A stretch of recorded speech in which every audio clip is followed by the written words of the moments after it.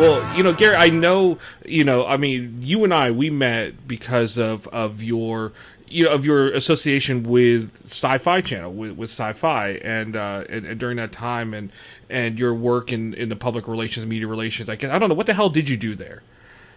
Well, that was a good question. I joined Syfy in 2009 when we changed the name from Syfy to Syfy, or Syfy to Syfy. Yeah. And that's where I met the person who would be the scourge of SciFi Channel, Michael Hinman. Oh. And first it was like, just when I started, well, this guy Hinman, he's causing problems, and this and that, and on and on. It was just kind of funny to hear, about the things that whispered until I finally met you. And, you had this whole deal with dealing with the name change and them apparently stealing the name from you.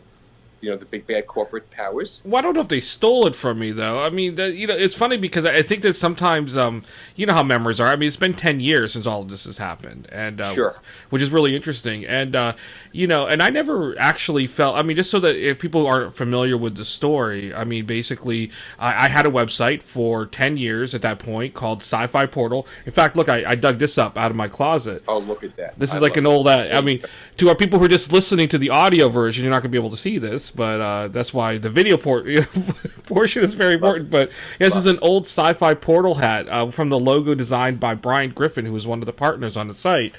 And, I would have to say it was like January or February of 2009.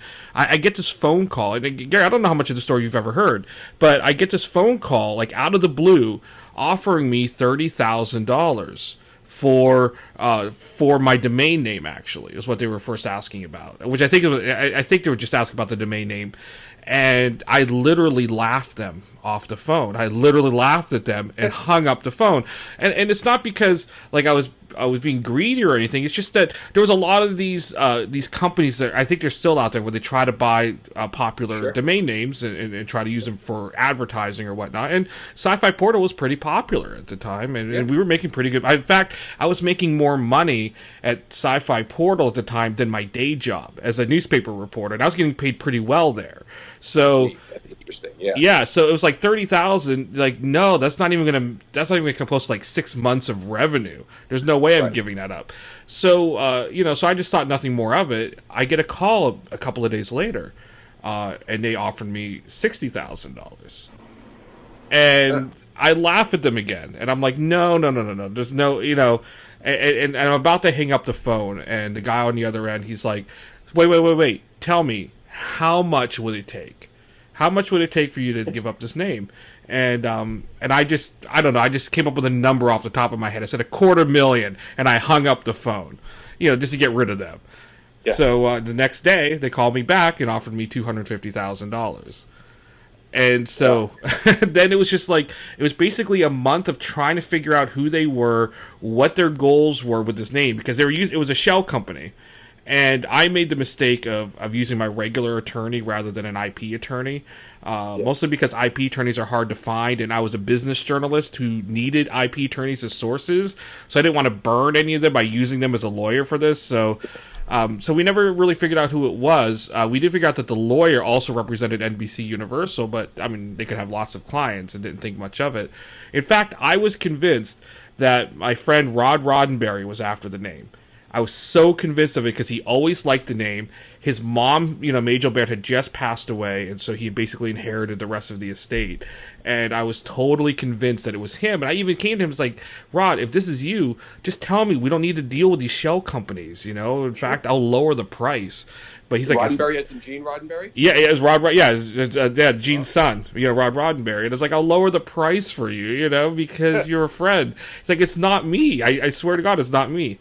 And so we were totally convinced that it was some other somebody who had some money, maybe some venture capital or a rich parent who wanted to start a news site and wanted to use an existing brand.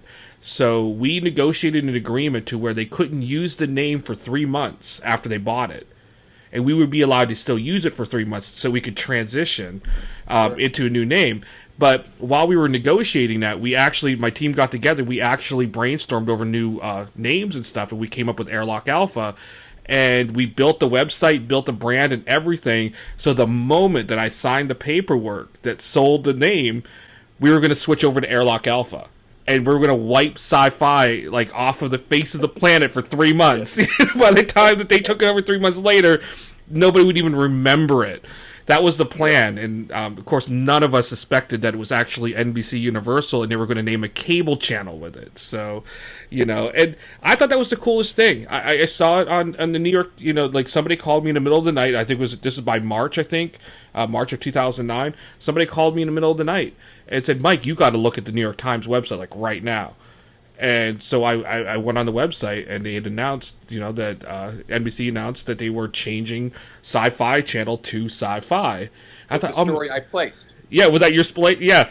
Not very well, by the way, because it was great. But what was funny about that is that the claim in this story was that NBC Universal developed the name internally. And my thing's like, that's bullshit. I've been using that name for 10 years. Just paid me $250,000 for it, like a month ago.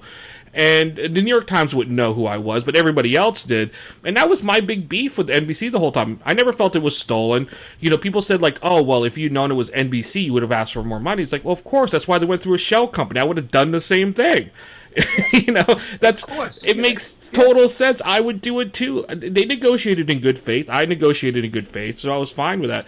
My issue was that, was the claim that they invented the name, and it's like, hey, no, I invented the name, and I invented it 10 years before to the point where you bought it from me, and and that was my beef.